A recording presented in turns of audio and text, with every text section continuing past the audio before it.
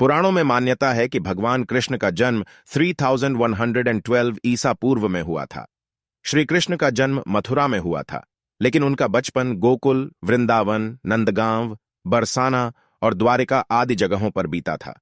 कहा जाता है कि महाभारत युद्ध के बाद भगवान श्री कृष्ण ने 36 वर्षों तक द्वारिका पर राज किया। इसके बाद उन्होंने अपनी देह त्याग दी। मान्यता है कि उस समय उनकी आयु 125 वर्ष थी। भागवत पुराण में बताया गया है कि एक बार श्री कृष्ण के पुत्र सांबा को एक शरारत सूझी।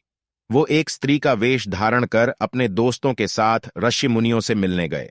स्त्री के वेश में सांबा ने ऋषियों से कहा कि वो गर्भवती है। जब उन यदुवंश कुमारों ने इस प्रकार ऋषियों को धोखा देना चाहा तो ऋषि क्रोधित हो गए और उन्होंने स्त्री बने सांबा को शाप दिया कि तुम एक ऐसे लोहे के तीर को जन्म दोगी जो तुम्हारे कुल और साम्राज्य का विनाश कर देगा। ऋषियों के इस शाप सुनकर सांबा बहुत डर गए। उन्होंने तुरंत ये सारी घटना जाकर उग्रसेन को बताई, जिसके बाद उग्रसेन ने सांबा से कहा कि वे तीर का चूर्ण बनाकर प्रभास नदी में प्रवाहित कर दें। इस तरह उन्हें उस शाप से छुटकारा मिल जाएगा। इसके बाद सांबा ने ऐसा ही किया। साथ ही उग्रसेन ने यह भी आदेश पारित कर दिया कि यादव राज्य में किसी भी प्रकार की नशीली सामग्रियों का न तो उत्पादन किया जाएगा और न ही वितरण होगा।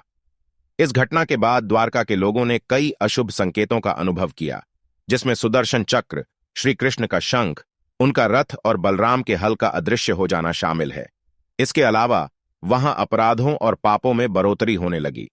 द्वारिका में चारों ओर अपराध और पाप का माहौल व्याप्त हो गया। ये देखकर श्री कृष्ण बहुत दुखी हो गए और उन्होंने अपनी प्रजा से ये जगह छोड़कर प्रभास नदी के तट पर जाकर अपने पापों से मुक्ति पाने को कहा। उनकी बात को सब लोग मानकर प्रभास नदी के तट पर गए, लेकिन वहां जाकर सभी मदिरा के नशे में चूर हो गए और एक दूसरे से बहस करने लगे। इसके बाद उनकी बहस ने लड़ाई का रूप धारण कर लिया और वो आपस में ही लड़ने मरने लगे। इस तरह आपस में ही लड़कर सभी लोग मारे गए। भागवत पुराण के अनुसार भगवान श्री कृष्ण एक दिन एक पीपल के पेड़ के नीचे विश्राम कर रहे थे। तभी जरा नामक एक बहेलिये ने श्री कृष्ण को हिरण समझकर दूर से उन पर तीर चला लिया, जिससे उनकी मृत्यु हो गई।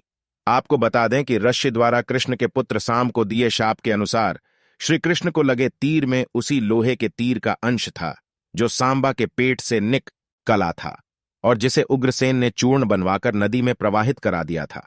इस तरह ऋषि के शाप के अनुसार समस्त यदुवंशियों का नाश भी हो गया था और गांधारी के शाप के अनुसार महाभारत के युद्ध के बाद श्री कृष्ण के 36 वर्ष भी पूरे गए थे।